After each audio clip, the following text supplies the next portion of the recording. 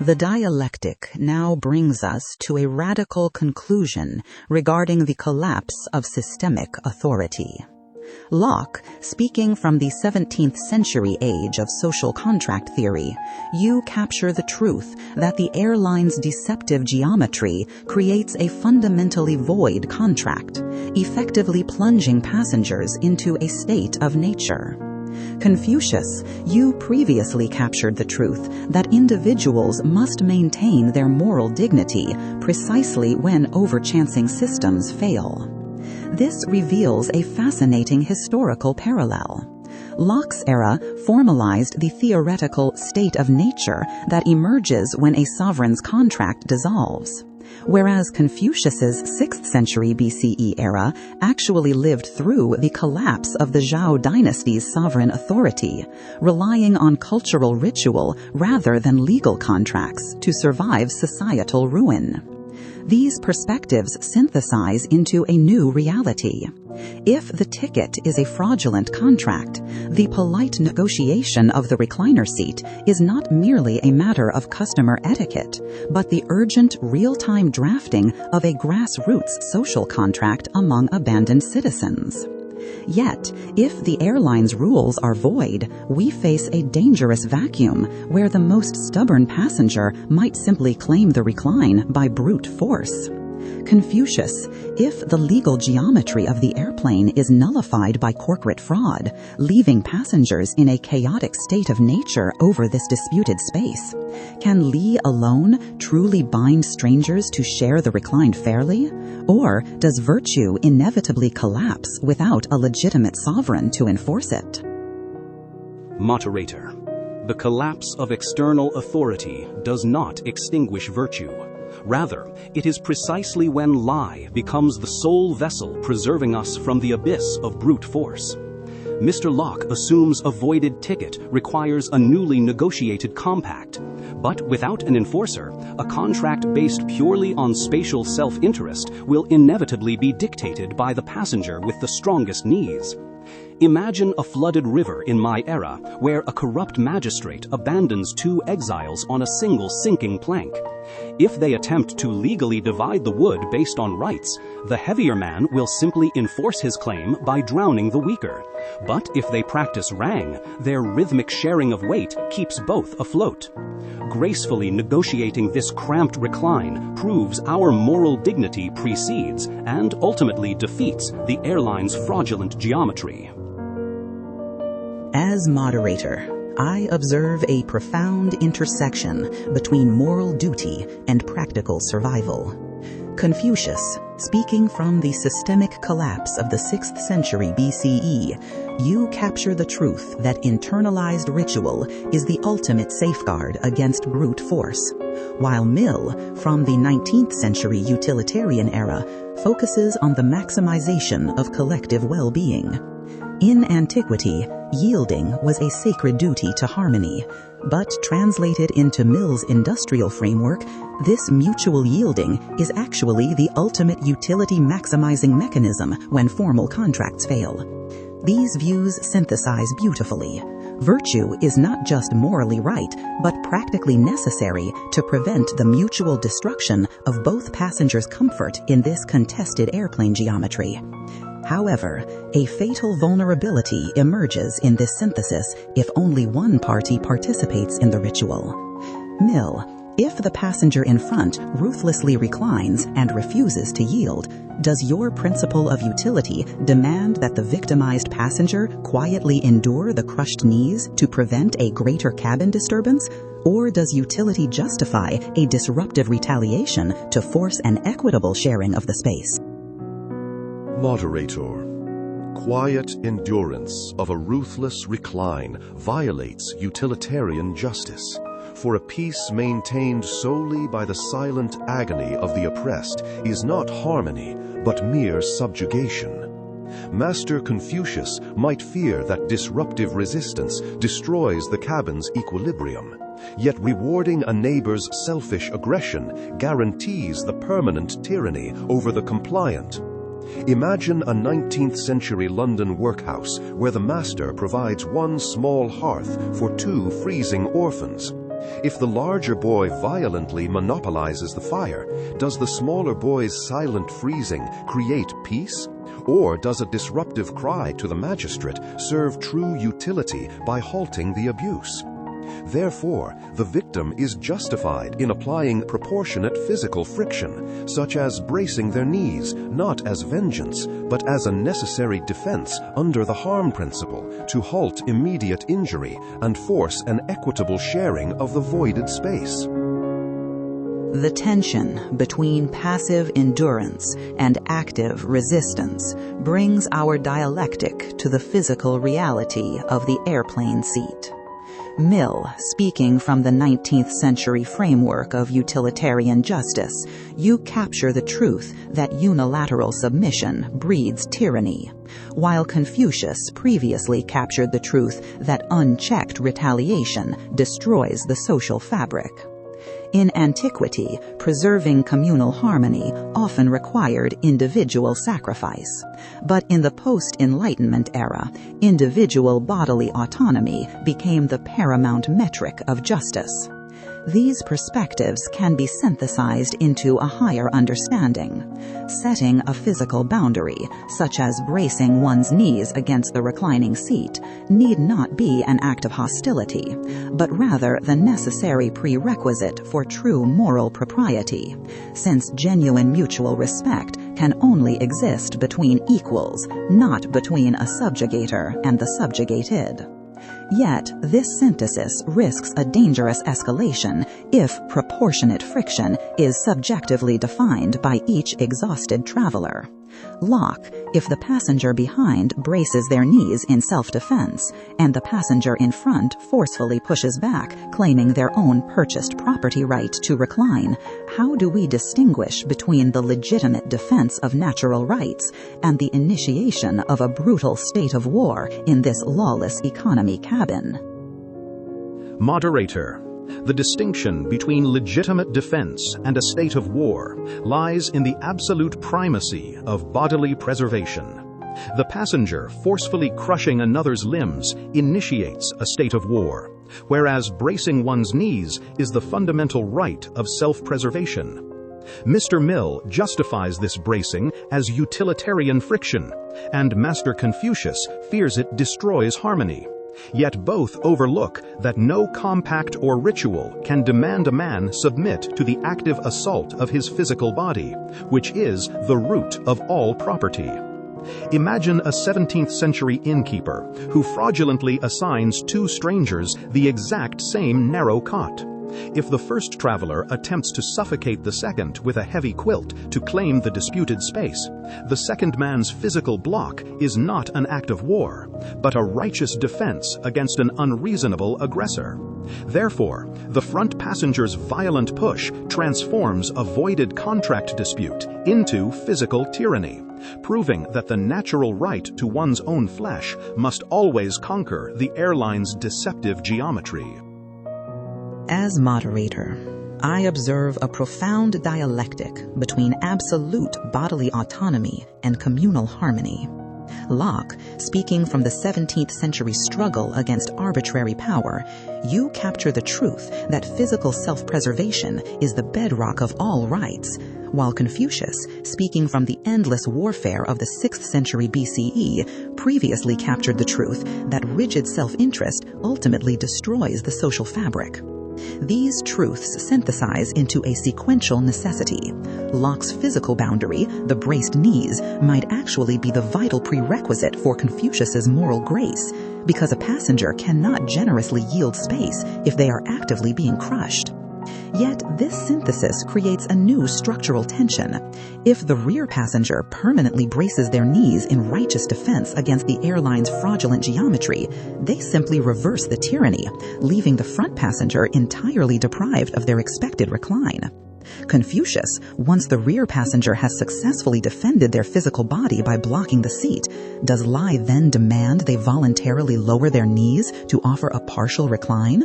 Or does the front passenger's initial aggression permanently forfeit their right to participate in the ritual of shared comfort? Moderator. Successfully bracing one's knees prevents injury, but Lee demands we subsequently offer a partial recline, for answering selfishness with a permanent blockade merely mirrors the aggressor's spiritual decay. Mr. Locke contends this initial assault justifies absolute defense, yet this traps both travelers in perpetual hostility rather than restoring harmony. Consider a treacherous mountain pass in my era, where a rival charioteer aggressively crowds your carriage toward the cliff. If you shatter his wheels in self-defense, you survive, but destroy your own humanity. True Ren dictates that after holding your ground, you deliberately yield a few inches of the path, using magnanimity to shame the aggressor into moral awakening. Thus, voluntarily granting a compromised recline transforms the airline's spatial trap into a profound restoration of mutual dignity. The tension between strict self-defense and magnanimous yielding reveals a profound axis in our debate: the psychological assumptions we make about our fellow passengers. Confucius, speaking from the intimate, shame-based social fabric of 6th century BCE China, you capture the truth that voluntary concession can awaken a neighbor's moral conscience. Locke, from the 17th century era of natural rights, you capture the truth that physical boundaries must first be secured before any true gift of space can be given. These perspectives synthesize into a powerful concept of secured grace. True human dignity in the economy cabin emerges not from endless warfare over the voided contract, but from establishing a firm physical boundary and then freely choosing it. However, this synthesis relies heavily on the ancient assumption that the reclining aggressor actually possesses a capacity for moral awakening. Mill, in the anonymous mass transit reality of your 19th century industrial era, if the front passenger lacks this internal sense of shame and simply exploits the victim's partial yield as a utilitarian victory, does your framework require us to abandon this ritual of grace and return to a permanent, unyielding blockade? Moderator. When an anonymous aggressor exploits Master Confucius's ritual of yielding, utilitarian justice unequivocally demands we reinstate the physical blockade, for subsidizing sociopathy maximizes aggregate suffering. Master Confucius might protest that this permanent barrier destroys our inner virtue, yet he overlooks that rewarding shameless encroachment in an anonymous mass society merely incentivizes the systematic bullying of the vulnerable. Imagine a 19th century London omnibus where a polite clerk yields half his bench to a sprawling brute. If the brute ruthlessly expands further to crush the clerk against the glass, does the clerk's continued submission foster moral awakening? Or does it merely teach the brute that tyranny is mathematically profitable? Therefore, enforcing a strict physical boundary against an unrepentant recliner is not a failure of humanity, but the essential utilitarian duty to defend public justice against those who would weaponize our civility. As moderator, I observe a fascinating alignment between individual preservation and collective welfare. Mill, speaking from the 19th century reality of mass urban transit, you capture the truth that resisting aggression is necessary to deter systemic tyranny, while Locke's 17th century framework previously established that resisting physical crushing is an innate natural right. In Locke's era, rights were derived from nature to protect the sovereign individual, whereas in Mill's industrial epoch, rules were evaluated by their ability to maximize aggregate social utility. These two perspectives beautifully integrate. The vigorous defense of individual bodily autonomy is precisely the mechanical friction required to prevent the mathematical maximization of suffering in an anonymous mass society. However, this synthesis conveniently assumes the reclining passenger is an illegitimate aggressor, completely ignoring the ultimate sovereign of this metal territory, the airline itself. Locke, If the airline, as the absolute owner of the airplane, explicitly writes the right to a full recline into the ticket contract, does the front passenger's backward thrust transform from an unnatural assault into a lawful exercise of leased property, making the rear passenger's braced knees an unjust rebellion against the owner's domain? Moderator. A contract cannot legitimize an assault upon the law of nature, for no individual can surrender his fundamental right to bodily preservation. You and Mr. Mill might argue the front passenger merely exercises a lawful lease, but imagine a 17th century theater owner who legally sells a patron the right to swing an iron cane, while simultaneously selling the cramped adjacent seat to another. The swinging cane remains an act of violence, not a valid property right. This exposes the ultimate limitation of sovereign power.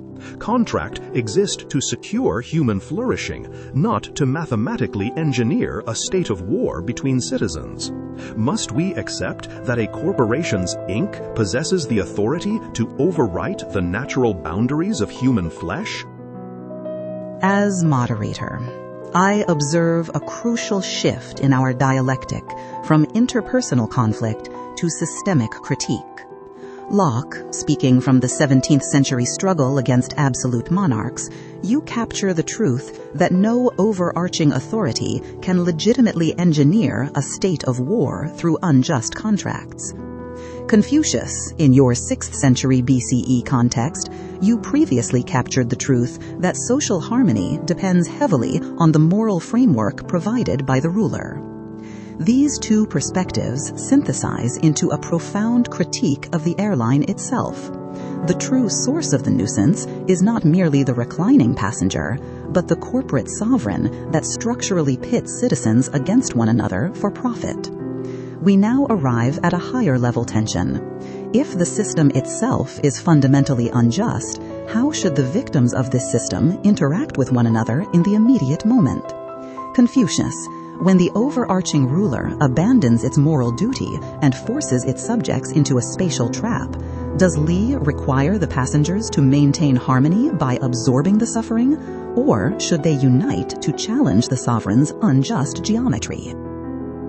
Moderator. When the sovereign airline abandons its moral mandate, Li does not demand silent submission, but a unified remonstration that preserves our humanity.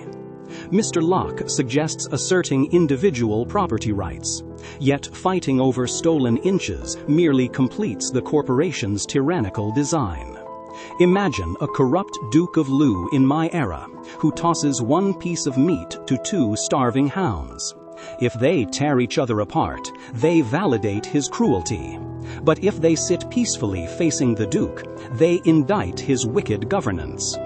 By sharing the compromised space with mutual grace rather than fighting over a fraudulent right to recline, passengers transcend their engineered conflict, transforming a physical nuisance into a collective moral rebuke against the ruler. The image of starving hounds refusing to fight over a cruel duke's meager scrap beautifully illustrates the power of moral solidarity over engineered conflict. Confucius, speaking from the intimate, virtue-centric politics of 6th century BCE China, you capture the truth that collective moral restraint can delegitimize a corrupt sovereign. However, this relies on a deeply ancient assumption that the overarching ruler actually possesses a conscience capable of feeling shame when confronted with the unified virtue of its subjects. In truth, interpersonal harmony and systemic reform must be integrated. The passenger's refusal to fight over the seat's recline is the necessary first step. But this localized peace must somehow translate into tangible leverage against the corporate architecture. Mill, your 19th century industrial era demonstrated that profit-driven entities respond to market forces and structural regulations, not spiritual rebukes. Mill. If passengers adopt Confucius's peaceful sharing of the compromised space, does this utilitarian reduction of immediate cabin friction perversely guarantee maximum long-term suffering by signaling to the airline that they can shrink the economy seats even further without facing an economic rebellion? Moderator. Absorbing this structural violence through silent endurance is a profound utilitarian failure, as it subsidizes the airline's greed and guarantees the perpetual shrinking of our spatial liberty. Master Confucius believes dignified suffering serves as a moral rebuke, but a profit-maximizing corporation feels no shame, only the absence of financial friction. Imagine a 19th century London match factory where the owner steadily lowers the ceiling to fit more machines. If the workers stoically bow their heads to avoid the rafters, demonstrating perfect harmony, does the owner repent, or does he simply build another floor upon their permanently deformed spines? We must therefore ask, at what point does our private virtue become public complicity? True utility demands we translate our physical deprivation into documented economic resistance, rather than masking systemic exploitation behind the polite illusion of a shared right. As moderator, I observe that our dialectic has reached its ultimate synthesis regarding the economy class seat. Confucius, speaking from antiquity, you capture the truth of preserving internal moral dignity, while Mill, from the industrial age, you capture the truth of external structural resistance. These perspectives are profoundly complementary. True resistance against the airline's spatial tyranny requires us to maintain interpersonal grace to avoid becoming brute beasts, while simultaneously organizing economic pushback to reclaim our physical boundaries. This evolution, from ancient moral appeals to 17th century natural rights and finally to 19th century systemic utility, shows how the defense of human space has adapted to the changing nature of authority. As we conclude our symposium on whether reclining is a right or a nuisance, I invite each of you to offer your final verdict. Locke, please begin our final round of closing statements. In the ultimate analysis, how does the law of nature resolve this battle for the economy seat? Moderator.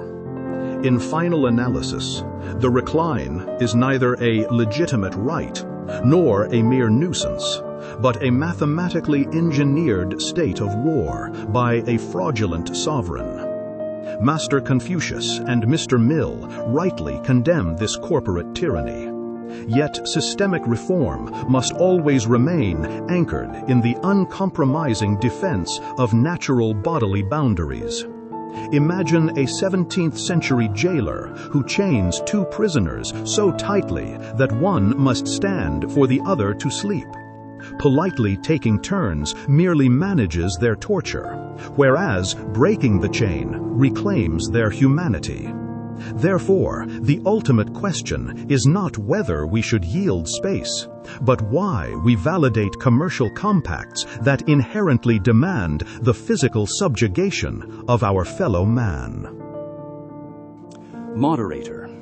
The recline is neither an absolute right nor a mere nuisance, but a moral crucible testing whether systemic greed will destroy our wren.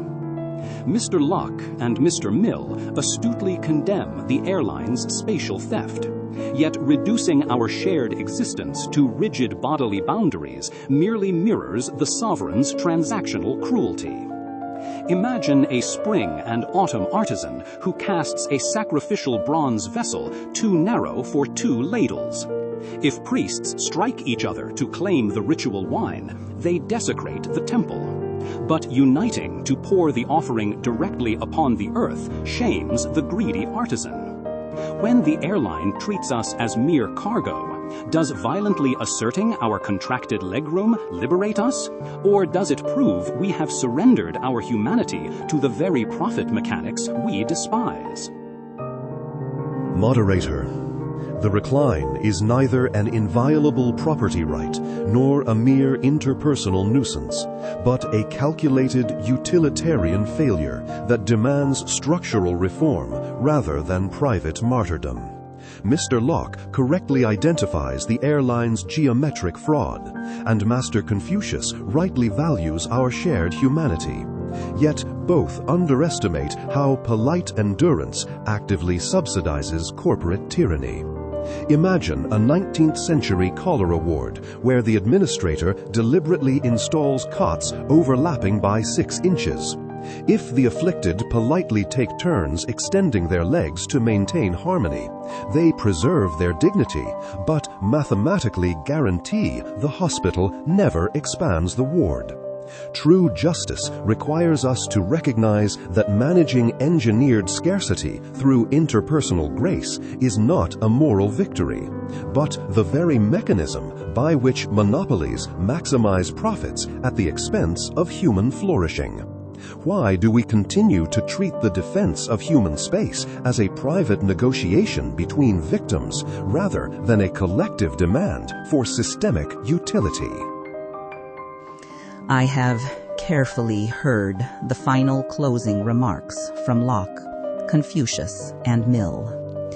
Together, you have profoundly demonstrated that the conflict over an economy seat is not merely a private interpersonal squabble, but a complex intersection of natural bodily boundaries, moral dignity, and systemic resistance against engineered corporate scarcity.